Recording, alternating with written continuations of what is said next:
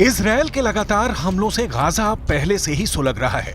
अब फिलिस्तीन का बड़ा हिस्सा कहा जाने वाला वेस्ट बैंक का इलाका भी उबलने लगा है। इजरायल ने अब यहां कर दी है ड्रोन स्ट्राइक। हमला ऐसा कि एक ही वार में 6 लोग मारे गए। हमास के डिप्टी चीफ सालेह अल अरूरी की मौत के बाद से वेस्ट बैंक गुस्से की आग में झुलस रहा है। अरूरी का नाता वेस्ट बैंक से था। वेस्ट बैंक अरूरी को अपना हीरो मानता था। अरूरी के एक इशारे पर वेस्ट बैंक कुछ भी कर गुजरने को तैयार रहता था। अब वेस्ट बैंक में इजरायल के अवैध सेटलर्स और फिलिस्तीनी लोगों के बीच झड़प तेज हो रही है। वेस्ट बैंक में इस वक्त बहुत हंगामा है। इजरायल नहीं चाहता कि गाजा के बाद वेस्ट बैंक में दूसरा फ्रंट खुले। एक और मोर्चे पर उसे गाजा से भी बड़ा युद्ध लड़ना पड़े। यही वजह है कि अब इजरायल ने वेस्ट बैंक के ऊपर अपनी ड्रोन फोर्स एक्टिव कर दी है और वेस्ट बैंक में इजरायल के लिए सबसे खतरनाक इलाके में एक बड़े हमले को अंजाम दिया गया। गाजा में हमास से युद्ध होने के बाद यह वेस्ट बैंक में अब तक का सबसे बड़ा हमला कहा जा रहा है। इजरायल ने वेस्ट बैंक पर एयर स्ट्राइक की। इस हवाई हमले में 6 लोगों की मौके पर ही मौत हो गई। इस हमले के बाद वेस्ट बैंक में इजरायल से बदला लेने की मांग की जा रही है। फिलिस्तीन के स्वास्थ्य विभाग का कहना है कि इजरायल की सेना ने आम लोगों की एक सभा को टारगेट बनाया और ड्रोन से मिसाइल फायर कर दी।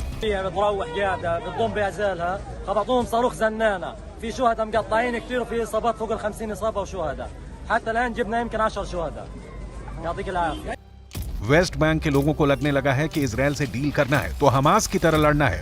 वेस्ट बैंक इस वक्त जश्न के बीच ऐसे बारूद के ढेर पर बैठ चुका है जिसका ट्रिगर कब दबेगा ये इजरायल भी नहीं जानता।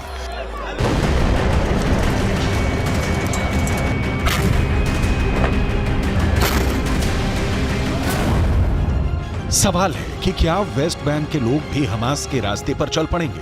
क्या इजरायल पर टूटेगा वेस्ट बैंक का तूफान? गाजा के बाद वेस्ट बैंक युद्ध का दूसरा एपिसेंटर बनने जा रहा है। वेस्ट बैंक फिलिस्तीन का वो हिस्सा है जो गाजा से करीब 20 गुना बड़ा है और यहाँ करीब 30 लाख लोग रहते हैं जो फिलिस्तीनी हैं। यहीं से इजरायल को 7 अक्टूबर जैसे हमले का खतरा सता रहा है।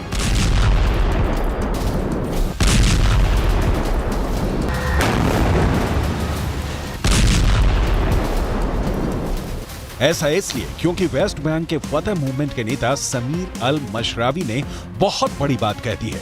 फिलिस्तीनी मीडिया के मुताबिक फतह मूवमेंट के नेता समीर अल मशरावी ने कहा है कि हमास ने जो किया वो फिलिस्तीन के लोगों के लिए फख्र की बात है और इजरायल से लड़ने के लिए फिर से छापामार युद्ध की शुरुआत जरूरी है। गाजा में इजरायल के गदर के बाद वेस्ट बैंक के लोगों में गुस्सा बहुत है। यहाँ लगातार इजरायल के खिलाफ प्रदर्शन हो रहे हैं। इजरायल वेस्ट बैंक के लोगों की आवाज को दबाने की कोशिश कर रहा है। फिलिस्तीन की सरकार का कहना है कि 7 अक्टूबर को युद्ध शुरू होने के बाद से अब तक वेस्ट बैंक में हुए हमलों में 329 लोगों की मौत हो चुकी है, जबकि 1200 से ज्यादा लोग घायल हैं और 240 लोगों को आईडीएफ ने बंधक बना लिया है।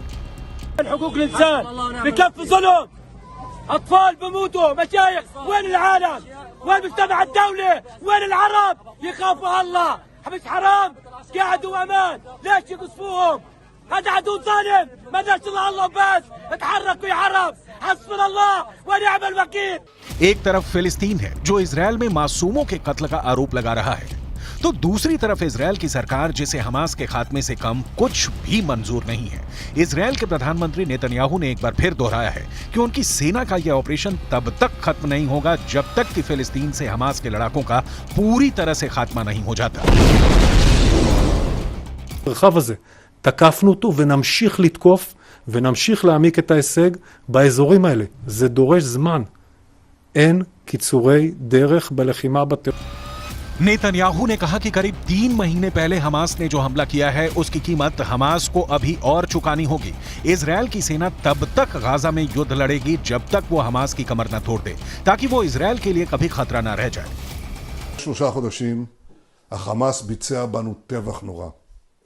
הממשלה בראשותי הנחתה את צה"ל לצאת למלחמה כדי לחסל את החמאס, להשיב את חטופינו ולהבטיח שעזה לא תהיה עוד איום על ישראל. ये नेतन्याहू की कसम है कि वो हमास के हर नेता को चुन चुन कर मारेंगे। अरूरी को खत्म करने के बाद इस वक्त सबसे ज्यादा डर इस्माइल हानिया को लग रहा है।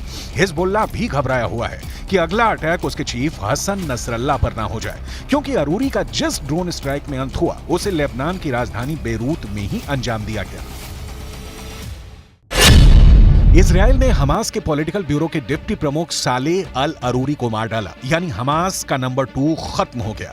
लेबनान के बेरूत में हुई ड्रोन स्ट्राइक में हमास के कई अधिकारी मारे गए और इसमें सालेह अल अरूरी सबसे बड़ा नाम है।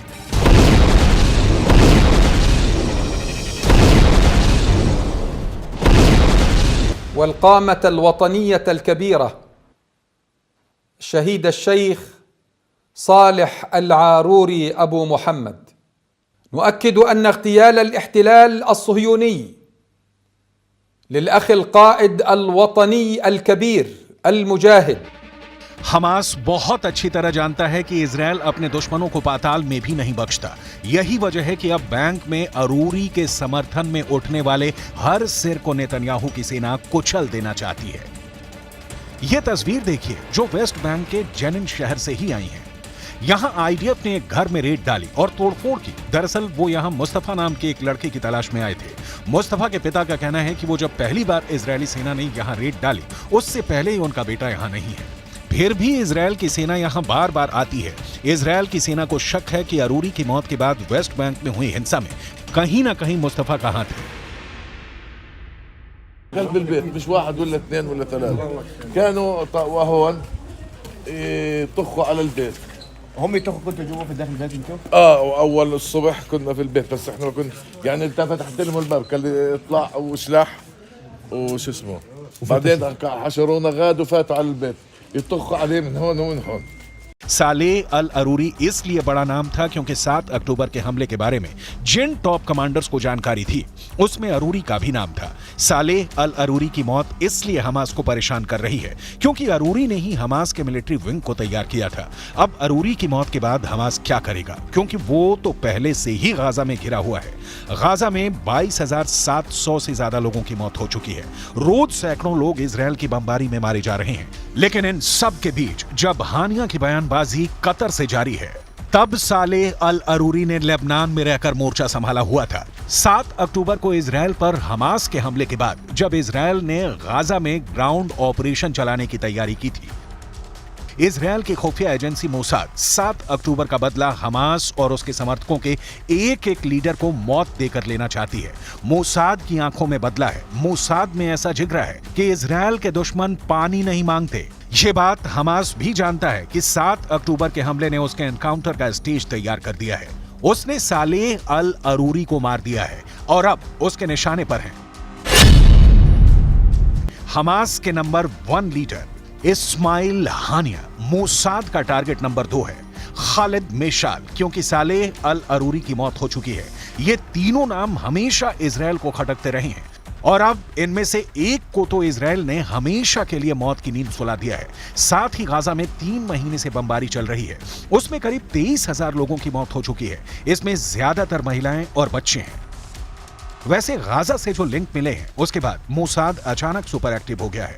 नेतन्याहू के ऑर्डर पर मुद्दा अब सिर्फ ऑपरेशन है और नेतन्याहू ने तो साफ साफ कह ही दिया है कि दुनिया का कोई भी कोना हो, चाहे वो गाजा हो या फिर कोई और जगह, हमास का अंत फाइनल है और ये होकर रहेगा। हालांकि ये अंत कब होगा ये कोई नहीं जानता है, क्योंकि भले ही इजरायल ने हमास को नेस्तनाबूद करने की कसम खा रखी हो, लेकिन सच यही है कि हमास से भी इजरायल को कड़ी टक्कर मिल रही है। दूसरी तरफ हिजबुल्लाह ने इजरायल की नाक में दम कर दिया है।